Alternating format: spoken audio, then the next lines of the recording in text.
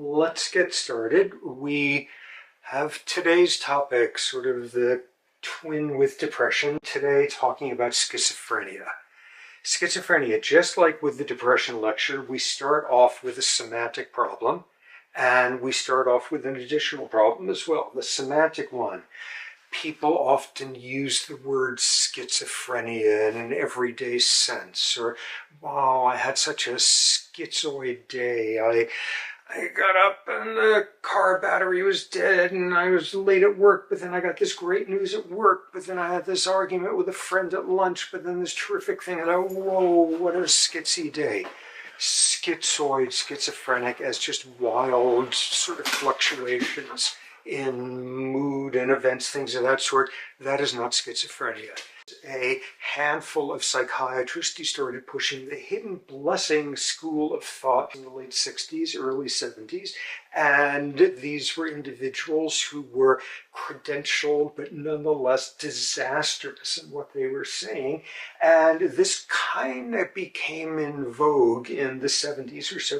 I remember when I was in college, there was this movie called King of Hearts, and it's set in World War II, and this soldier wanders off from some horrible battle and finds in the woods there a mental asylum where the staff has all fled because of the fighting, and the asylum is being run by the mentally ill patients inside, and of course they're far more humane and kind and wonderful than the people out there. In a world of madness, these are the people who see things for really what they're like.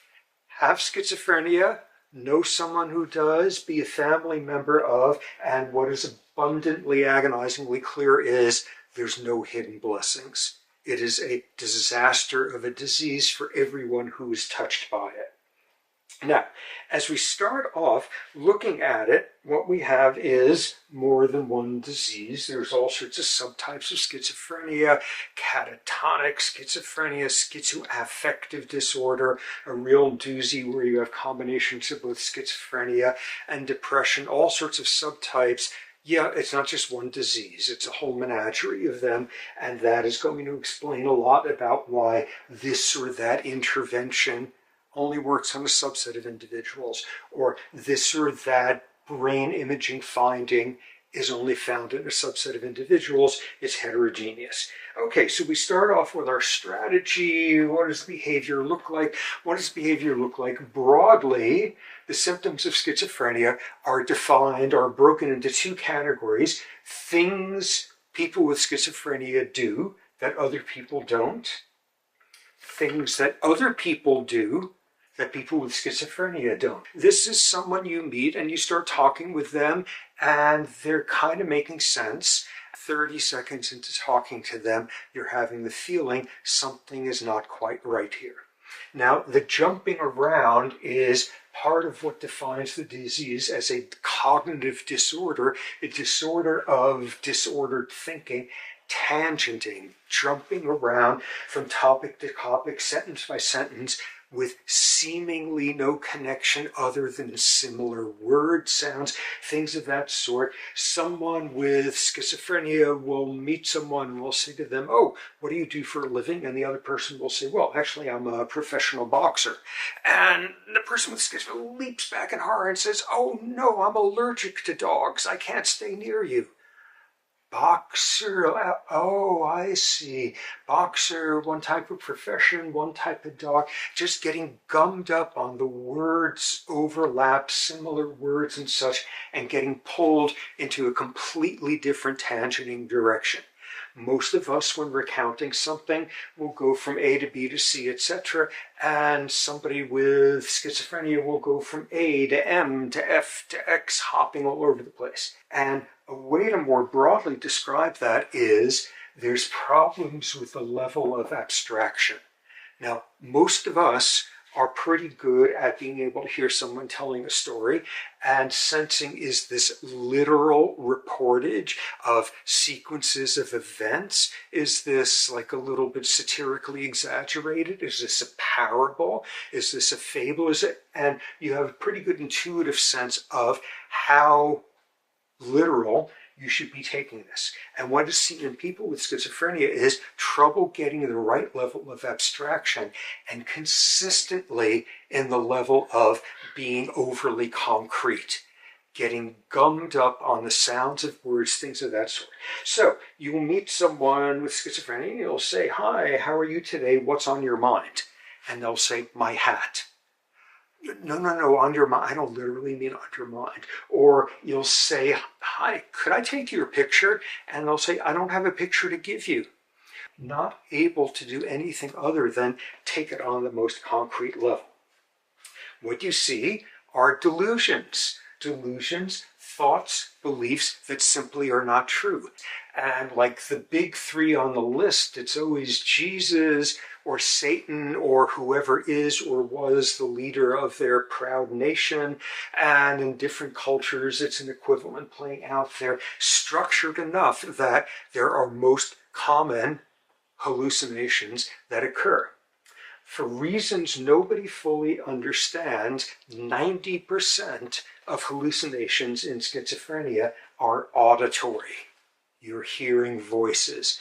You are not seeing the face of your grandmother on the body of a goat floating above your bed or something like that. Overwhelmingly auditory. And there's not a good explanation for that on a level that doesn't just say, "Oh, and the auditory cortex activates at that time." Now, this whole business about auditory, you are hallucinating communication. You are hallucinating spoken sounds. You are not hallucinating the sounds of a distant thunder. You are hearing communication. What's a great way of appreciating that? People with schizophrenia who are deaf have hallucinations in American Sign Language. They report disembodied hands signing to them. They report God signing to them, things of that sort. It's about the content, the communication. So the hallucinations there. What else? What else goes on in there? One of the really subtle things is there's a sense of detachment from the body. What do I mean by this? At long last in this course, we finally need to come to the topic of tickle science. I know you've tried it. If you haven't, if you're in the privacy of your own room, right now, try to tickle yourself. You can't tickle yourself. You can't. And scientists at one point got terribly interested in this and decided to study why people can't tickle themselves. And what they decided was it's because it's too predictable. You know you are about to do this with your finger at this time on this location. And to test that, they invented a tickle machine. This was like some sort of like stringy thing that had a fake finger on it and randomly putting in a bit of a delay. And it turns out, if you're surprised a little bit, I thought it was going to be here and it's there instead. And I thought it was going to be this instant and instead it was a little earlier, a little later. People perceive it as being ticklish. The reason why we don't find tickling ourselves to be ticklish is because there's no surprise about location or timing of it. So take someone with schizophrenia and they can tickle themselves. And what it's telling you is they don't have a very clear sense of what exactly is me here and what constitutes touching me at exactly the time I'm anticipating it. There's a detachment from the body. Two additional things going on the list here, and they are both very loaded. The first one is affective flattening. Emotions flatten out. A lack of expressiveness in faces, an apathy about events, a tendency to completely misinterpret somebody else's affective state. And they give these sort of tests where, like, you're listening to somebody describing something terrible, some horrendous event, and their tone of voice is completely wrong, their atrocity. And they're saying something like, and then they drown the puppies. And your normal person would say, whoa, there's something kind of discordant with that. People with schizophrenia don't notice it. Not only do they not express a whole lot in terms of emotions, they're pretty bad at reading it in other people. In addition, there is social withdrawal. And this speaks to an interesting thing. 2 days ago, we were covering depression, and what everyone knows is that depression is a disease of emotions, of affect. Well, no, also, as we saw, it's a disease of distorted cognition. Schizophrenia, everybody knows it's a disease of distorted thought. It's also a disease of emotional abnormalities. And what you see with the withdrawal is people with schizophrenia are alone and isolated in culture after culture, and they are not sitting there lost in their hallucinations, feeling nothing. They feel alone. And everyone has that stereotype of the mentally ill person being violent. Far, far more likely is self-directed violence, mutilation, suicidality, and so on. High rates of people with schizophrenia intentionally injuring themselves, suicide. There's a certain likelihood of people with schizophrenia attempting suicide when they're in a psychotic episode, but when it's in the trough in between them, the likelihood is even higher then.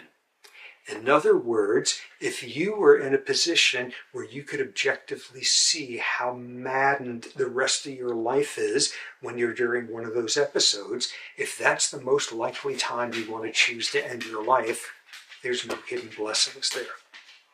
Now, the self-mutilation in schizophrenia can take some very bizarre forms. And while I was in grad school in New York, there was this story going around the various med schools and grad schools and stuff. This was at Columbia Med School, where there was a fourth-year student with a history of psychiatric instability, and frankly, it was kind of a miracle that he had gotten that far. And he had a psychotic break, and he had taken a leave for medical school. So he was at home, and among his delusions was a belief that his mind was being poisoned, his mind was being driven to satanic thoughts by testosterone. So, what did he do? He castrated himself to get rid of all of that testosterone. And being a well-trained endocrinologist, he knew something that all of you know by now, which is testosterone androgens also come out of the adrenal gland. And he attempted to adrenalectomize himself. Alcohol, and he got a little mirror that he angled so he could be looking in with one hand with a scalpel and trying to cut out his adrenals. And at one point he nicked a blood vessel, and he went into the emergency room where his old classmates are working there, and he did not go in and say, "Help me, look what I'm doing to myself." I don't know why. He went in and said, "Hey, guys, I'm trying to take out my adrenals and I kind of need a hand here. Can you give me a hand? It's a little tricky." Okay, so this gives us a sense of the disease demographics. 1 to 2% of the population in every culture on Earth comes down with schizophrenia. There's no sex difference in it. There's no difference in what socioeconomic class succumbs to it. People with schizophrenia are very rarely very capable of being CEOs of companies or things like that. Regardless of what SES class you're born into, there's a tendency that you spiral down because you can't work or you're homeless or things of that sort. That's what you wind up seeing. The most important piece of demography about schizophrenia that we are going to look at in so much detail is this is a disease that is overwhelmingly likely to first appear in late adolescence, early adulthood. Basically, if you were 25 years old and you are not suffering from schizophrenia, the odds are very, very high that you never will. It's a late adolescence, early onset early adult onset psychiatric disorder, and you better be speculating about some plausible neurobiology right at this point. Okay, so that's what schizophrenia looks like. That's what the behavior is like. And if you think about it, there's a massive, massive problem with trying to think about what constitutes this disease. Because if you wanted to summarize all of this into a simple sentence, this is the disease of people who think differently from everyone else. And whoa, that is a loaded statement. And to give you a sense of it and sort of the exotic realms in which this could be appreciated, let me tell you, sort of over my years of field work with my baboons in East Africa, I was living in a national park, but just across the boundary, the nearest people living there were Maasai. Maasai tribes people. Maasai are nomadic pastoralists. They have warrior classes. They've got all that stuff. They have clitorectomies. They've got circumcisions. They're polygamous. They, like an adolescent boy, when first becoming a warrior, he has to prove his worth by going out and killing a lion on his own or don't come back. That was done. Women wear the placenta that they gave of the child they gave birth to as a fertility marker for their next child. This is people who were living off of cow's blood, and cow's milk is 90% of the diet. This is a very different way of living your life. Let me tell you about the one person with schizophrenia, one Maasai, who I ever encountered. And this was many years ago, and I was sitting in my camp one day, and suddenly 3 women from the nearby village came running into camp. They had run like a mile from there, and they were all agitated. And Maasai do not get agitated. Maasai do not get panicked about things. Maasai are unflappable. These women were flapped. They were all agitated. They were saying, "Oh my God, you got to come to the village. This woman, she did this terrible thing, and oh my God." And it took me a while to realize what I was being useful for here is that I had a vehicle. So we jumped in the Jeep and drove down to the village. And on the way there, they're describing to me that there's this woman in the village who's just done something really, really wrong. And as they're describing her, I had been around a few years at this point and hung out sort of at this village, I don't know, an afternoon or so a week. And this is someone I had never encountered. This was somebody living in a hut in the back there who you never saw. So they're describing her, and she's done something really bad. She has killed a goat. Okay, so we get to the village, and I'm thinking that, okay, there's going to be this woman there, and it's interesting. We can talk to her and see, is she like having loose associations, and asking her in Ma, the language the Maasai speak, asking her, is she hearing voices? And this is going to be so fascinating. And I step out of my vehicle, and there is this huge naked woman with a dead goat in her mouth that comes barreling at me, knocks me over, and tries to strangle me.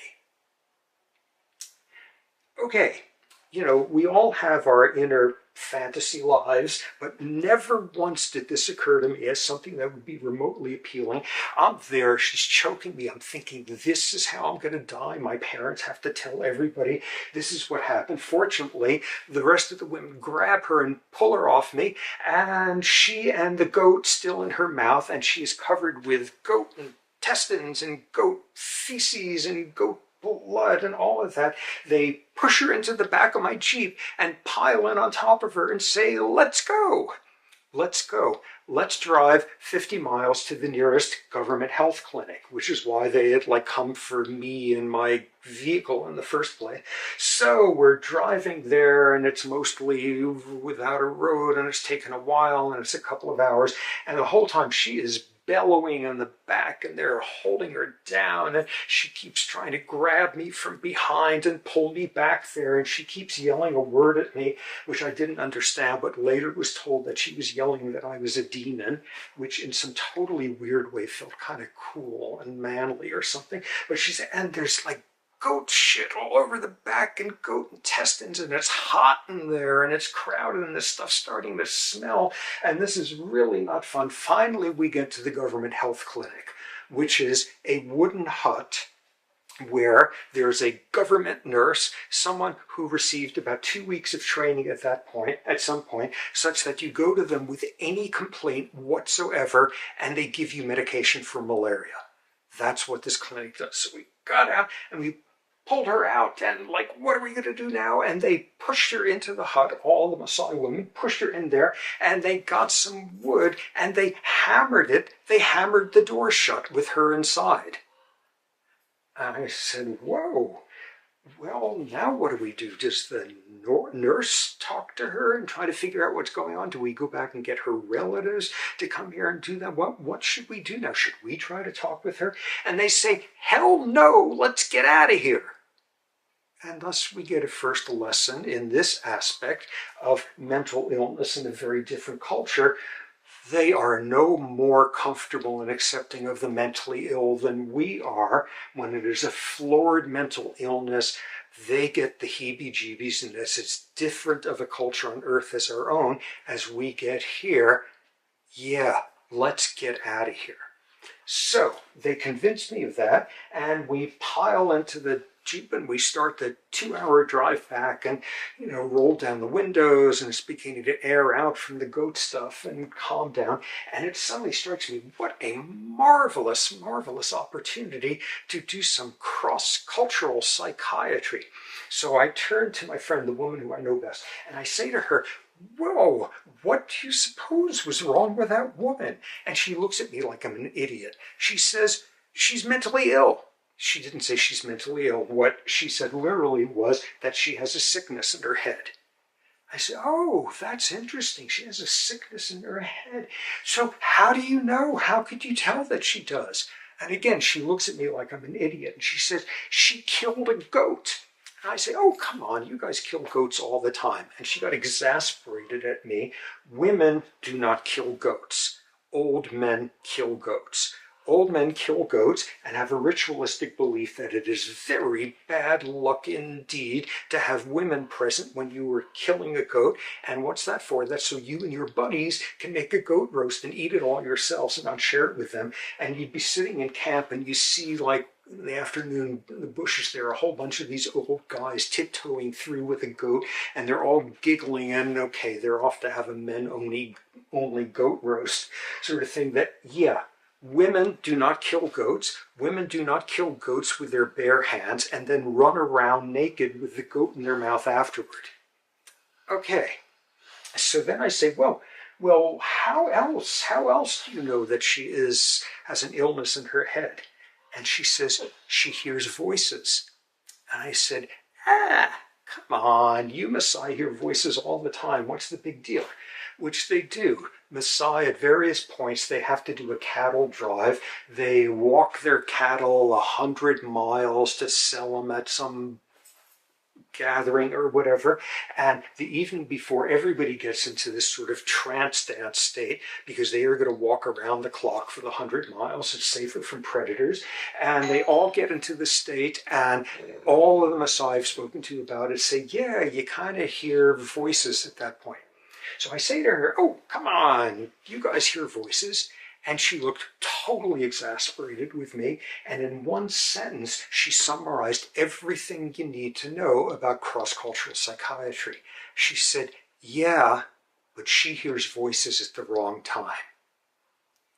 And suddenly, we have this challenge of a disease where its definition is you think differently from everybody else. You think differently than you're supposed to. And that is a minefield, because sometimes thinking differently represents a mental illness. Sometimes thinking differently represents great creativity and someone who's going to transform the world. Sometimes someone thinking differently is a political dissident, and dictatorship after dictatorship in the West has a history of imprisoning dissidents in psychiatric hospitals, accusing them of being mentally ill if they are unthrilled about dear leader being leader for life now, all of that. How do you possibly diagnose a disease where the rule is the person thinks differently from how they're supposed to think, from how everybody else thinks? And what we get is a first hint here with this story, which is you better understand what counts as normal thinking in that culture, because it may be really different from yours. And this is a very exotic version, but lots of you are going to be in med school down the line during psychiatry at some point. You're going to be in an emergency room and somebody comes in who is floridly in a psychotic crisis, and they're from a very different culture than the norm or what you know about, and you better figure out what counts as normal for them. Because if everybody hears voices on occasion, it is possible to hear voices, but at the wrong time. And that's the thing that is diagnostic.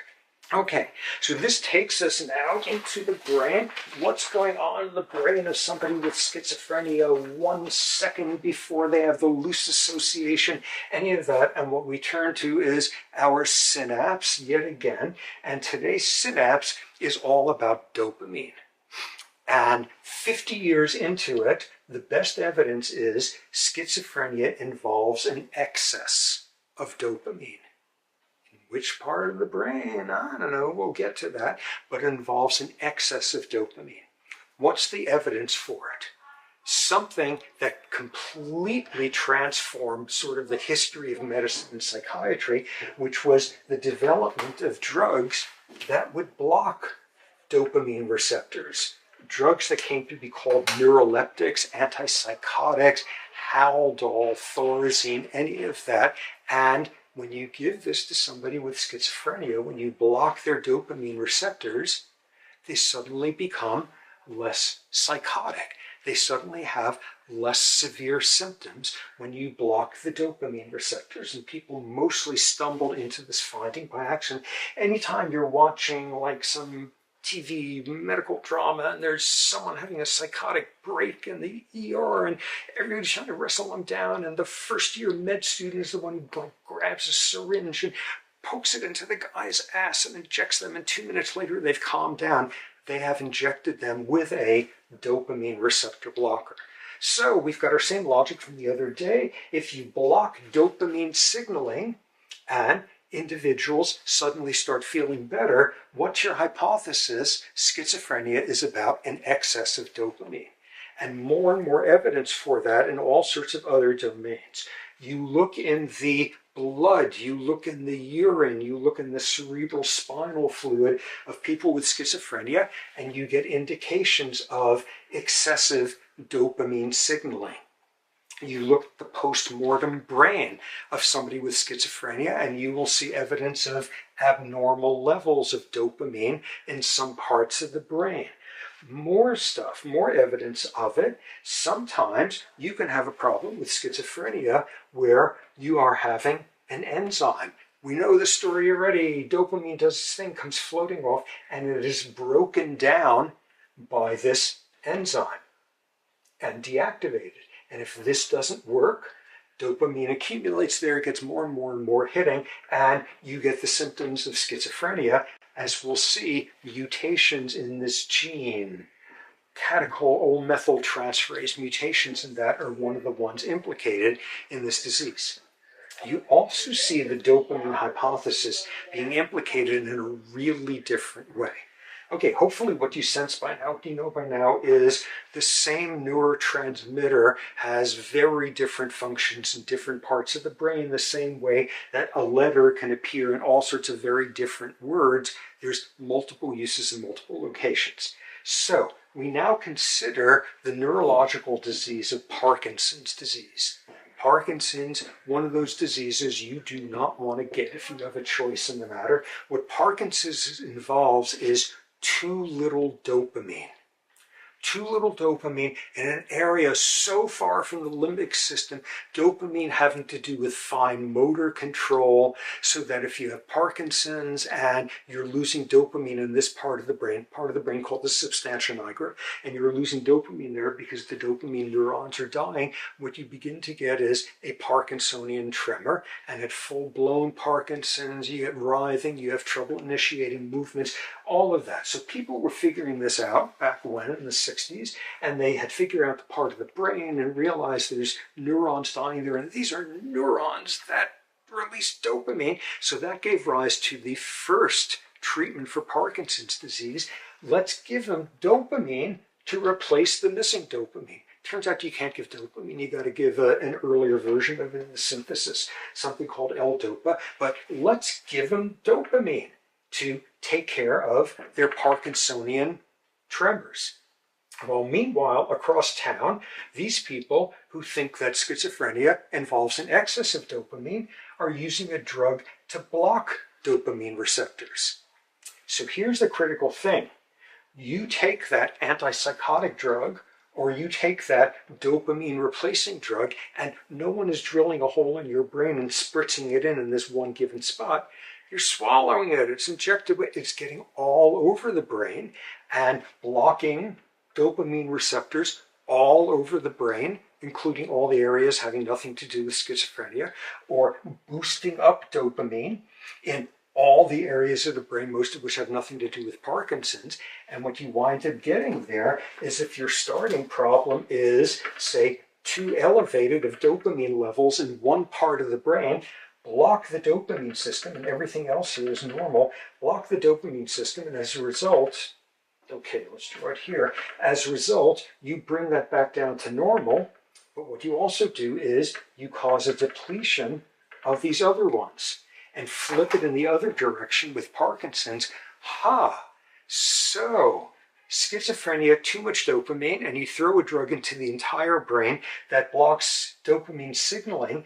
I bet if you give somebody too much dopamine receptor blockers in schizophrenia, they'll start to look like someone with Parkinson's disease. And that's exactly the case. It's called tardive dyskinesia. Go into a state hospital and there's somebody sitting there in the back and they are tremoring like this nonstop. They've been taking these neuroleptic drugs, these dopamine receptor blockers, for decades by then. Oh, because while you're bringing down dopamine to normal levels in the schizophrenia part of the brain, you're driving it to below normal in other areas, including the Parkinsonian area. And now you make the opposite prediction. Ooh, you give this person replacement dopamine to make up for the dopamine paucity. And if you give them too high of a dose, they should start looking like somebody with schizophrenia. And that's exactly one of the side effects of over-medicating somebody. You get a psychosis. So this in and of itself is a wonderful internal control, saying too much dopamine in schizophrenia. So that's great. What are the consequences of that? Is this somebody who has too much anticipation? Is this someone who has too much pleasure? How does it fit into anything we know is doing something in the frontal cortex? You know that mesolimbic, mesocortical dopamine projections is doing something up there having to do with like logical thinking, all of that. Maybe in a little bit we'll be seeing something much more interesting that may be involved in the dopamine there. Okay, so dopamine. Ask anybody who's obsessed with schizophrenia what neurotransmitter comes to mind, and the first one is dopamine. Serotonin is also involved, or at least people used to think it was, for a very simple reason. Here's the chemical structure of serotonin. Do not write this down, just note the outline, shape of it, and all of that. And this is a different molecule. This is LSD, or maybe it's psilocybin or mescaline. This is one of the major hallucinogens. All of the major hallucinogens fit into serotonin receptors because they look just like serotonin and fake the receptor into thinking that they've been communicated with by the neuron upstream when it's just this drug you've taken. Oh, throw in drugs that randomly stimulate serotonin pathways and you get hallucinations. Maybe there's something up with that going on. Maybe that's what the hallucination, maybe we've got a problem in schizophrenia of too much serotonin on the scene.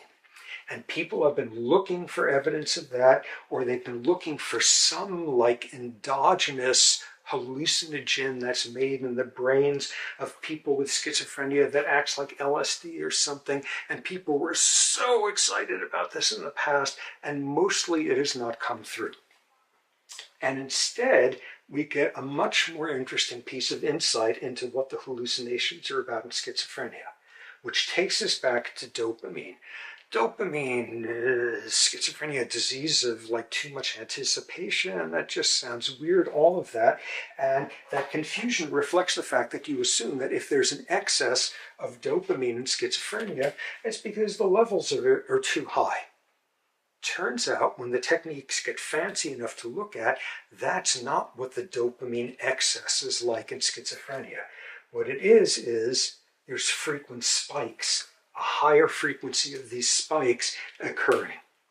So what happens during these spikes? And this introduces now our broadest sense of what dopamine does. Reward, but also anticipation and goal-directed motivation, all of that. What ultimately dopamine is about is it signals salience. It signals this thing is significant.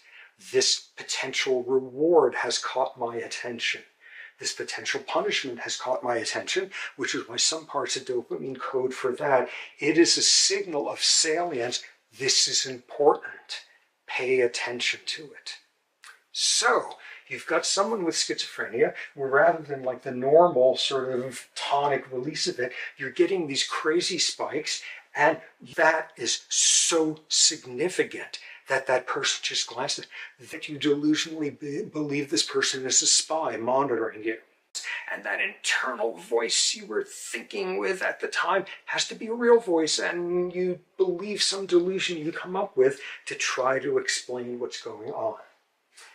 There's evidence that glutamate is involved as well. What's the evidence? There's a class of drugs that you can use to abuse and get hallucinations, and those involve glutamate receptor systems. These are angel dust, PCP, phencyclidine. Yeah, maybe. By the way, I darted and anesthetized my baboons with PCP, which was really interesting, trying to get through customs to take it out there. But angel dust, PCP, people hallucinate. Maybe there's something with glutamate in schizophrenia. Nah, when you look closely, and the hallucinations are very, very different from that. One last detail of the neurochemistry, which is there may be something wrong related to this neurotransmitter called acetylcholine. And I think we have not even thought about acetylcholine once in this class, or maybe once in passing. But acetylcholine, it's this neurotransmitter, and it works through two receptor types. One is called the muscarinic receptor, and the other is called the nicotinic receptor. And there's some evidence that there's something wrong with the nicotinic receptor in schizophrenia, so that it needs a particularly large oomph to activate it. What's that about? Where did the name come from? This is the receptor for nicotine. It is activated by nicotine, which can work like acetylcholine in that condition, and it explains a weird clinical feature of schizophrenia, which is like 90% of people with it are frantic chain smokers. And this may have something to do with you are dealing with a paucity of stimulating these nicotinic receptors. Okay, so that gives us a sense of the neurochemistry. What's going on metabolically in the brain? What parts of the brain are activated when, say, someone with schizophrenia is having a hallucination? This is really hard to study because you're sticking this person in a brain scanner and just crossing your fingers that they'll happen to have a hallucination at that point. And who knows when that occurs, and you're never going to graduate because you can't get enough study subjects who just happen to have a hallucination while they're inside the brain scanner. And inducing it with some other drug tells you nothing about schizophrenia. Nonetheless, some of those studies have been done, and what you see is like just all sorts of areas in the brain activate, and like nothing that makes a whole lot of sense to me, or reading people who actually work in this area, their attempts to interpret it make a whole lot of sense to them. The one interesting thing in it is consistently you're seeing activation of the auditory cortex. Auditory hallucinations, and that tends to correspond with that. So the question then becomes, if you see these 5 areas in the brain are activated during hallucination, are these the 5 areas that cause a hallucination? Does the hallucination start in this area and it drives these into activity because of the hallucination? Is all of them activating, whichever one starts first, synonymous with the hallucination? Very, very tough interpretive stuff there. Brain structure. Are there structural differences in the brains of people with schizophrenia versus everyone else? And the answer is yes, once you deal with the fact that these are incredibly difficult studies to do. You got to get the brain from the person, and there's all sorts of like these rapid autopsy teams connected with research in these areas, research with Alzheimer's as well, trying to get a brain out quickly, and people began to see that there were some weird structural abnormalities in the brains of people post-mortem with schizophrenia, and immediately this raised a problem that maybe there was a post-mortem pressure abnormality in the process. What am I talking about? Maybe somebody accidentally squished the brain, taking it out of the skull there. And we will see a reason why people thought that maybe the brain was getting squished. Okay, so you got to be really careful how you take the brain out, but all of that was revolutionized when brain imaging came along. You could look at brain structure in people while they were still alive, and people began to see structural differences in the brains of people with schizophrenia versus everyone else. And this now raises a huge interpretive problem. So you got somebody who's 40 years old and you're imaging them and you see them with their schizophrenia. Something is different in the structure of their brain than you would expect. So now you got a critical question. Is that because of the schizophrenia? Or is that because they've spent the last 25 years taking drugs that futz with their dopamine systems and things like that? Is it due to the disease? Or is it due to the treatment of the disease? And it's known, obviously, that if you have high-dose dopamine receptor blockers for years and years on end, if you start killing neurons in the Parkinson's part of the brain and get symptoms there, you know treatment itself is changing the brain. And thus, you get the thing which schizophrenia researchers dream of, they pray for, they stab each other to get access to these subjects first, somebody who's having their first psychotic episode. Late teenager, early adult, adolescent, that's somebody who is having all the symptoms of schizophrenia, but they haven't been medicated yet. That's like identical twins separated at birth for behavior geneticists. Schizophrenia, but unmedicated schizophrenic individuals. And that's the best because you go do brain imaging there and you could find out something about the disease without the confound of years or decades of some of these really heavy-duty neuroactive drugs.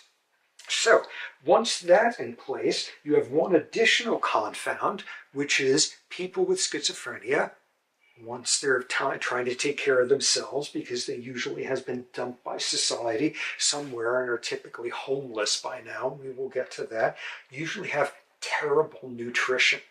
And as you get older, a lifetime of poor nutrition does a lot of degenerative things in the brain, and there's a type of dementia that's related to it. It's called Korsakoff's dementia, things of that sort. So now you're looking at an aging individual with schizophrenia, and you're looking at brain structure, and is it due to the disease? Is it due to the meds for all those decades? Or is it due to the consequences of terrible nutrition all over that time?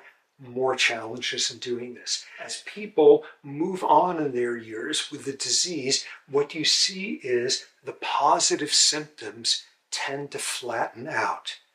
They tend to become less present. You still hear the voices, but they don't feel compelling to you, or maybe they stop altogether. It gets dominated as the years go by the negative affect, the flatness, the withdrawal, all of that.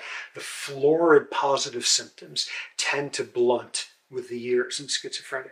Okay, so we've just figured out we got to control for the meds, we got to control for not squishing the brain, we got to control for nutrition, do the studies that control for all of that, and do you see any structural differences in the brains of people with schizophrenia?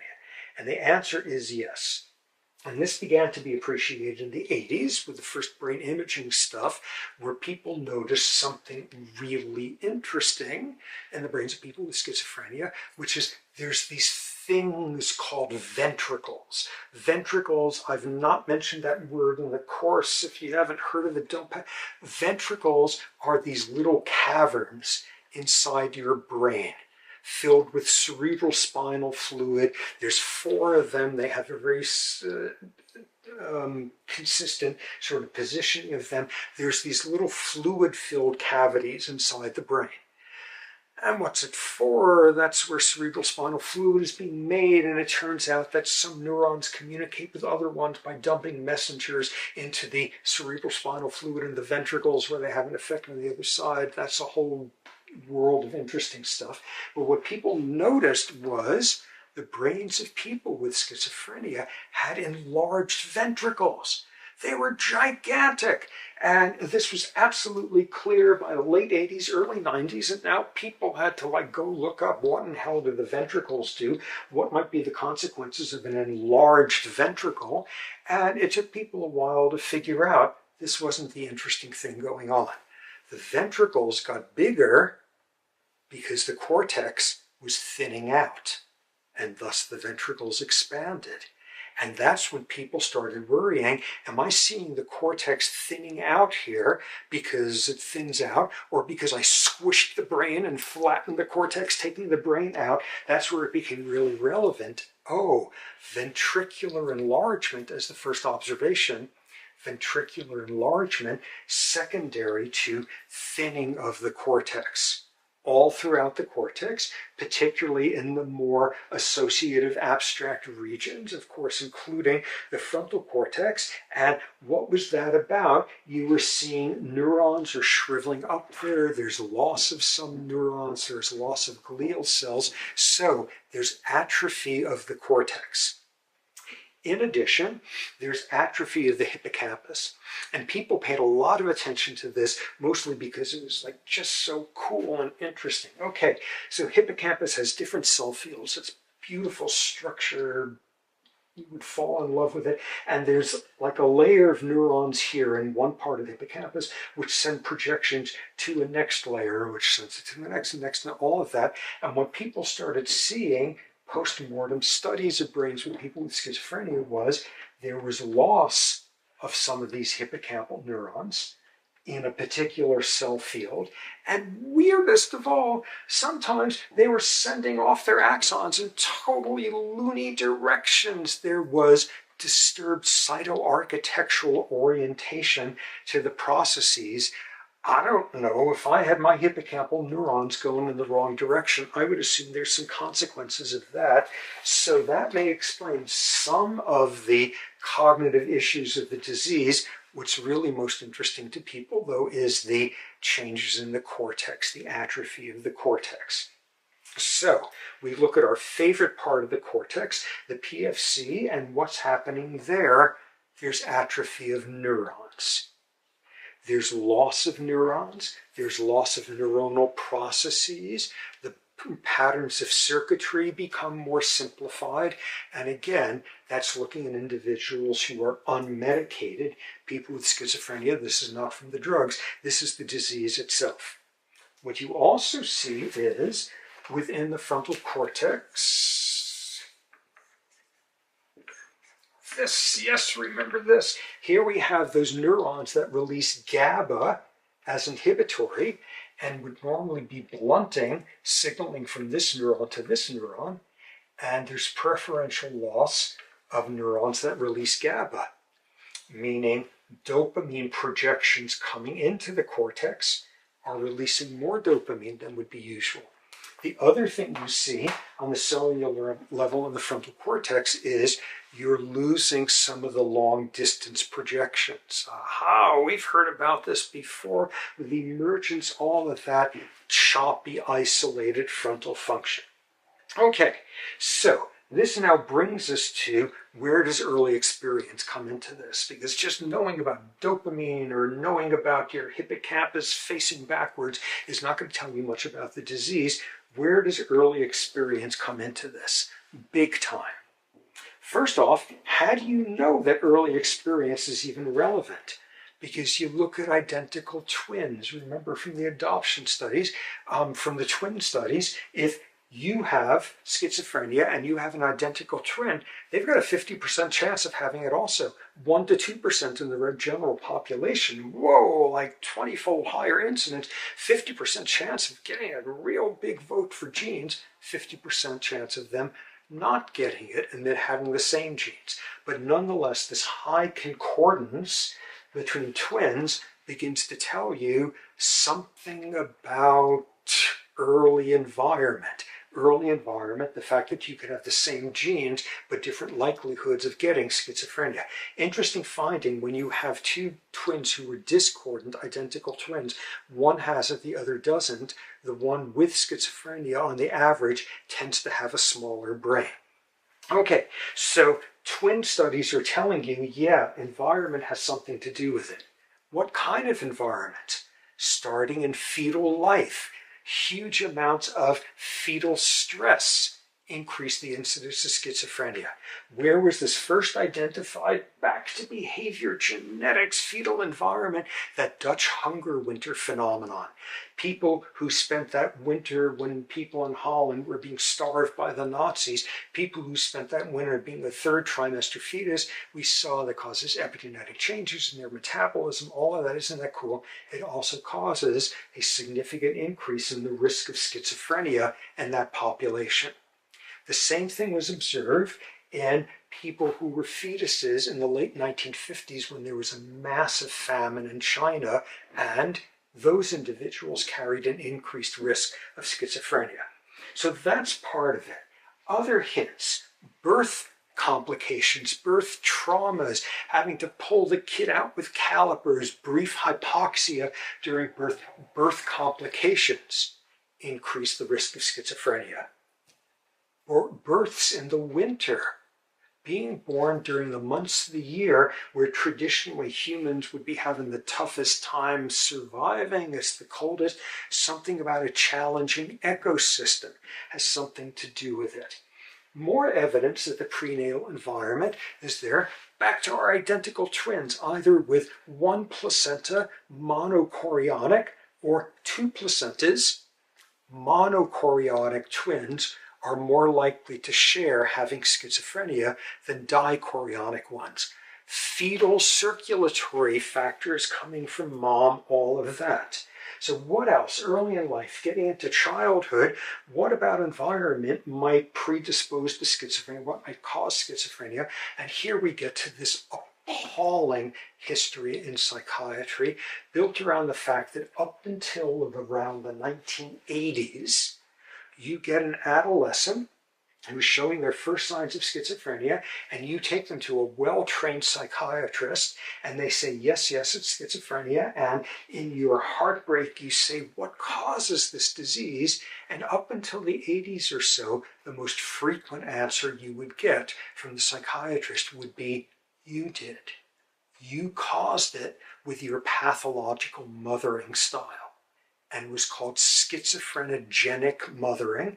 And one of the readings is sort of a brief history of schizophrenogenic mothering and the unbelievably toxic lunacy in the thinking that went into it, and the number of lives of women that were just destroyed by being told, you caused your child schizophrenia because unconsciously you hate them.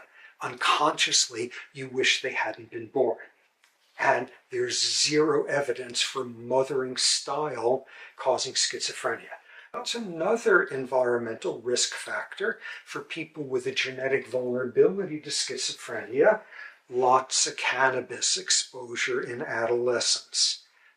Here I sound like your parents and telling you that this is really, really solid, and maybe just to not get labeled with the hypocrite thing you might want to fling at your parents in temptation, I've never taken an illicit drug in my life.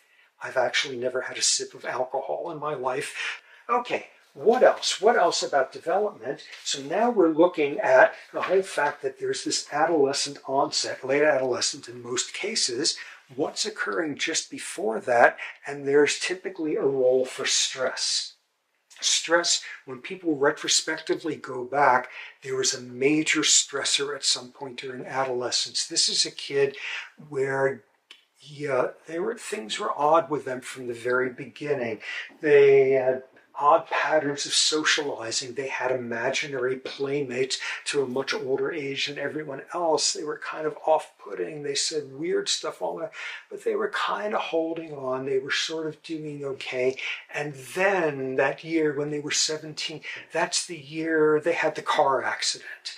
That's the year their beloved dog died. That's the year they had their first heartbreak of a relationship breaking up with a person who was cruel to them afterward. That's when they had been sort of holding on, declining a bit and functioning, and that's the point where it suddenly gets a lot steeper. A predisposing stressor is found in the literature over and over there. And thus, we got to think about all the stuff about what the developing brain is learning about the world with respect to stress, and in this case, especially the part of the brain that is still doing its most growing, the prefrontal cortex. The prefrontal cortex suddenly really relevant. And in lots of ways, one might begin to think of schizophrenia developmentally being a disease that emerges when you've got your last hurrah of getting the prefrontal cortex right, and you don't. So what is known about what's going on with that? You see something interesting, prefrontal cortical maturation. It doesn't fully mature till when you're 25, and I think we've talked about this. What would you assume is happening? When you're 12, you don't have your adult number of neurons there, and adolescence consists of getting more neurons, and that's what the delayed development is about. That's not what the delayed development is about. At the time that you were hitting adolescence, on the average, you have more neurons in your prefrontal cortex than you will have as an adult. What's occurring during adolescence? You're trimming away neurons, trimming away synapses that are superfluous, that are more sloppy. You are making for a meaner, leaner prefrontal cortex in adulthood. It's about sculpting away superfluous neurons and synapses. And the best evidence is that in schizophrenia, during late adolescence, that pruning away is going on too much. There's excessive pruning of neurons and synapses in the prefrontal cortex. Okay, more weird stuff in terms of early environment, totally weird stuff, as if being born in winter, raising your chances of schizophrenia isn't weird enough.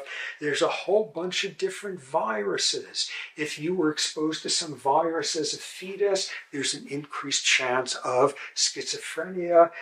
Retroviruses in particular, the ones that trigger jumping gene events, and we will see shortly why that may make some sense.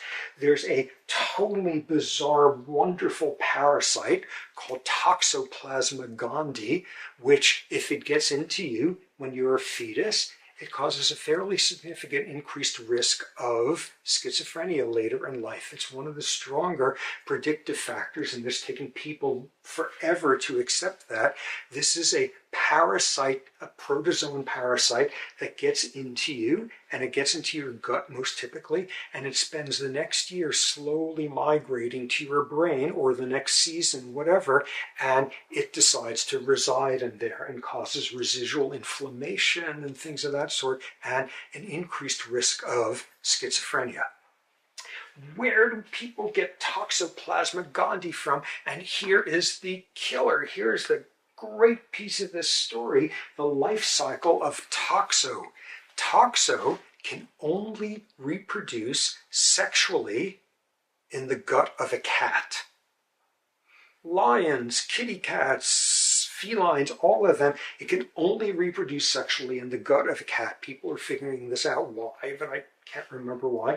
And then your toxocysts get excreted by the cat, and if you spend a lot of time hanging out around cat feces or cats or some such thing, there's an increased likelihood that you're going to inhale it or get it on your fingers and get it in your mouth. What's toxo normally doing there? It gets eaten by rodents in the cat feces. And Toxo gets into the brains of rodents and makes them less afraid of cats. I kid you not, my lab actually spent a decade looking at this, of how does Toxo know how to unwire hardwired fixed action patterns of fear in rats, and we maybe sort of kind of figured it out. But in any case, it gets into the brain of the rat isn't afraid of cats anymore, and soon that rat is inside the cat's stomach where the reproductive cycle goes on again. So if instead of the cat to rat life cycle, circle of life, if instead it's getting into you because you touched her or whatever, that's an increased chance of getting infected with toxoplasma. And if you have a fetus, the same thing, and thus, along with the literature on toxo-infections, increasing the risk, cats, there's a connection statistically between having a cat and an increased vulnerability to schizophrenia. Not a billion of a gigantic effect. It's a small finding in there, but it is consistent nonetheless. And if this explains mad cat ladies, who knows? But it does explain one piece of advice which is given to pregnant women, which is stay away from your cat litter box, because the feces have toxo and you could get toxoplasmosis from it and potentially your fetus. Okay, so toxo has something to do with it. Chronic inflammation in the brain increases the risk. Growing up in an urban area increases the risk. Father's age, the older a father is, the greater risk of schizophrenia in the offspring. Sperm aging, epigenetic stuff, who knows what's going on there. And my favorite, having a parent who worked for a long time in the dry cleaning business increases the risk of schizophrenia.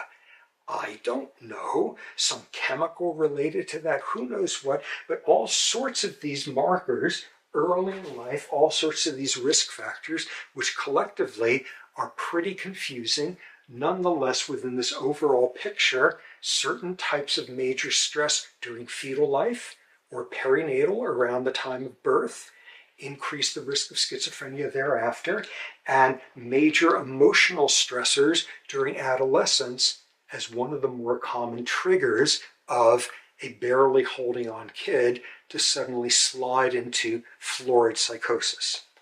So, this brings us to our next box. Further back, our next bucket. How about genetics? Genetics, do genes have anything to do with schizophrenia? Yes, obviously. Just as twin studies tell you the importance of environment. Wow, 50% of individuals with the same genes as their schizophrenic sibling, identical sibling, don't get schizophrenia. 50% of them do. The twin studies as striking evidence for a genetic component, and that is really solid amid all the complaints one might come up with about a heritability score back from oh so many classes ago. We also heard the same evidence for genetics in the first classic adoption study. Back to behavior genetics, that was that study carried out with Scandinavian populations. This Harvard psychiatrist and neuroscientist Seymour Ketty led this landmark study looking at thousands and thousands of adopted individuals, looking at their adoptive parents versus their biological parents, and looking at patterns of schizophrenia and seeing if you have a biological parent who had schizophrenia, and all you got from them were your genes, and then you were adopted right at birth, do you have an increased risk of schizophrenia? And we know two things from that. The first thing we know is we already know the result. Have neither a biological legacy of schizophrenia or an adoptive one, and 1 to 2%, the same rate as in the general population. No biological legacy of schizophrenia, but raised in a household with a parent, an adoptive parent who is schizophrenic, and 3%. Roughly a doubling, tripling of the chances of it. Now, the critical one that floored people, that suddenly made genetics a branch of psychiatry. Look at someone who was raised in a household, an adoptive one, with no legacy of schizophrenia, but a biological legacy, and somewhere in the ballpark of a 9-fold increase in the risk of the disease. Wow, what you were getting biologically from your parent before you were then adopted away at birth carries a massive risk factor. And what we also saw was double whammy: biological legacy of schizophrenia, adoptive household legacy of schizophrenia, and like a 16% chance, a synergistic increase. So that's the first important thing, this classic finding. And this, compared to this compared to this, arguing for there being a genetic component to schizophrenia because all you're getting from your biological parents there are your genes. Wait a second, you are hopefully saying right at this moment, leaping out of your seat, didn't we spend like half of a week on the fact that you can't conclude that because of prenatal environment and all of that stuff, and all of those confounds come in, but when those are controlled for to the extent that they can be, there still is a whoppingly strong genetic signal that's being carried along in schizophrenia. So, what do we know about the genes? All the usual stuff at this point. Ancient molecular biology, like from the 1980s, coming up not where you would identify a gene, you would get what would be called a genetic marker, a stretch of DNA that has something to do with the disease, and there's umpteen genes within that stretch, and one of them, something maybe, so people started doing those studies, and that got the first evidence for schizophrenia having a genetic component, and there was a big problem with that because whatever marker the first group found, which was front page news, scientists identify genetic vulnerability stretch, all of that, the next group couldn't replicate it. They got a different marker, and the third group got a different marker, and a total mess. Then the next stage, you bring molecular biology into it, which is looking at candidate genes. Looking for genes where you know they've got something to do with important stuff here, something relevant to dopamine, something relevant to any of those domains. And what you begin to see is hints of genetic abnormalities with that enzyme COMT that breaks down dopamine, evidence of abnormalities of mutations in what's called the D2 dopamine receptor, other bits of that coming through. Bits of evidence of mutations in the immune system. In particular, that major histocompatibility complex. Go back to the class on recognizing relatives and where your cells get an individual signature and where your pheromones do that. MHC genes have a higher than chance level of having mutations implicated with schizophrenia. What's that about? One possible piece of it is about 15 years ago, somebody in the department here, Carla Schatz, who's one of the greatest neuroscientists on earth, revolutionized thinking about how brain development works and showing that when you are trimming away excess synapses during brain maturation, say the frontal cortex, you're making use of the immune system to do that. So mutations in the immune system, maybe that had something to do with the abnormal synaptic pruning, all of that. And here's how desperate the field became. There was an additional gene that was implicated called DISC1. DISC1, disrupted in schizophrenia 1. They have so little idea of what the hell the gene does that they can't even give it a name that's anything other than, well, the gene that's screwy in schizophrenia. Okay, that's not a great acronym. How about disrupted in schizophrenia? DISC1. They have no idea what it even does. All they can say is it's disrupted. Nobody knows squat about it, what it does. Bits of insight coming, but at the beginning, here's just this interesting unknown gene that pops up with schizophrenia. So let's give it a schizophrenia flavored name while we have no idea what it's doing. More things that go on. More things genetically, macro genetic abnormalities in schizophrenia. It occasionally takes the form of deletions, not a point mutation, but a deletion of like a whole stretch of one chromosome's arm. And one of the more frequent ones that's been identified is a stretch that contains the gene for COMT, that enzyme that breaks down dopamine. So evidence for that, the more frequent evidence though, is for gene duplication. More copies of genes than would normally be the case.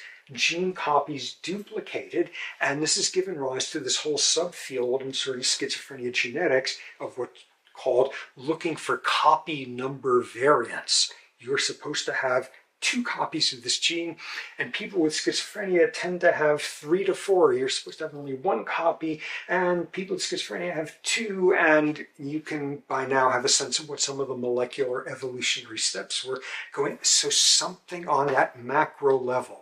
Nobody can say much yet about why particular genes are duplicated at a higher than expected rate in schizophrenia, what the consequences are of that, but macro level abnormalities. Finally, of course, jumping in with sort of the gold standard, then you do the genome-wide surveys of the whole genome and looking for hotspots, and you know exactly what's going to be found, which is hundreds of genes implicated. The last time I could force myself to read one of those papers, it was more than 700 genes. And you know exactly what I'm going to say next, which is 700 genes, and collectively they explain a tiny percentage of the variance, telling you that either there are lots more genes involved, and you just need to get more sensitive genome-wide screening techniques, or like there's other stuff going on, like environment or any of these things we've been going on about here. A few interesting hints though.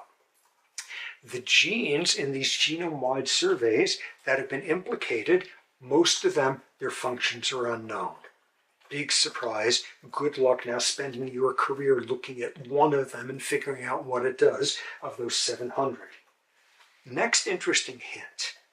In the brains of people with schizophrenia, they tend to be more methylated than average, had been subject to more epigenetic silencing. That's kind of interesting. And disproportionately, these are genes whose proteins are only expressed in the brain. So, whoa, 700, we have no idea what's going on, but there's a footprint there that these are genes that are really brainocentric, and these are genes that have been really subject to epigenetic regulation during development. Interesting hints, that's where that field is at. Final bit about the genetics of schizophrenia. Okay, so you look at this, and we went through all these symptoms of schizophrenia, and that looks totally different from the symptoms of depression, which looks totally different from the symptoms of obsessive compulsive disorder, all of that. And all of these have genetic contributors to it, and people go and do the genetic research, and these genes have been implicated in schizophrenia, and these in depression, and these in that psychiatric disorder. What you see instead is there's a tremendous amount of overlap. Genes that have been implicated in a number of different psychiatric disorders, and not just, amid all of the schizophrenia-like disorders, schizophrenia, schizoaffective disorders, schizoid, or not just unipolar depression, atypical depression, like gene overlaps between the psychoses and the affective disorders and the characterological disorders, all of that. This has been a huge challenge / disappointment to the field because of how much it has complicated everything. We know this by now. Different combinations, different orchestrations of genetic vulnerabilities, times environment, and in this type of environment that heads you in the direction of this disorder, this one, it heads you in that direction. And this makes perfect sense. Just to show you how awful this overlap business has gotten, disc 1, disrupted in schizophrenia. We don't know what it does, but at least we know it is like something specific to schizophrenia. Disc 1 mutations have now been implicated in depression and bipolar disorder and oppositional behavior and who knows what. It is not specifically disrupted in schizophrenia. So the whole field is hugely challenged and leading us to a conclusion that we know inside out by now, which is there's genetic risk factors. There's genetic risk factors that overlap for different types of psychiatric disorders. There's hints of events starting in fetal life that are more likely to make the genetic vulnerability turn into an actual disease, or more likely to make the genetic vulnerability with this overlap turn into that disease instead of that one. And we know that throughout the large role of stress in triggering it, and some of the hot spots in the brain where things are functionally and structurally wrong in schizophrenia, once again, have stress written all over it. So that's kind of the state of that field at this point. So this moves us to our final box, the evolution of schizophrenia. How do you know it has evolved? That, yeah, there's a genetic component, the same deal. So we ought to ask the same question as with depression the other day. Do you see schizophrenia-like behavior in other species? Nah. You see depressive behavior all over the place in other primates in very familiar settings, but you don't see anything that looks like the symptoms of schizophrenia in another animal. And go look at what everyday life is like for another primate up there. And if you were thought disordered and hallucinating and all that stuff, you are not going to last long on the savannah. The best evidence is it's only us genetically. And none of the genetic markers implicated in schizophrenia have been shown in other primates. So we're alone with that one. So, what are the downsides of schizophrenia, in terms of making sense of decreasing your Darwinian fitness? It's clear people with schizophrenia have lower reproductive success. They've got shorter lifespans. They've got that sort of thing. It is maladaptive. You leave fewer copies of your genes than average. You have a shorter life expectancy. People with schizophrenia very rarely get old. They have most likely been dumped out of some psychiatric hospital, which is what happened after the neuroleptics were invented in the 50s. 90% of the hospital beds in psychiatric hospitals in the country emptied out over the next 2 years. Wow, what a great revolution. And the plan was these people would be deinstitutionalized and you would set up all these community mental health clinics, and none of them got funded, and way too many of those people wound up homeless on the streets. See somebody on the street talking to themselves, and almost certainly they are a deinstitutionalized individual with schizophrenia. And they don't live for long. Okay, so there's all these downsides. Are there any plus sides to schizophrenia? Okay, enough of that crap we had at the very beginning about hidden blessings, all of that. Are there any pluses? There's this weird thing in the literature. People with schizophrenia get cancer at a much lower than expected rate. Who knows what that's about? But all along, there's an additional evolutionary advantage to schizophrenia. And it is so cool and so interesting that I'm not going to tell you about it until Monday.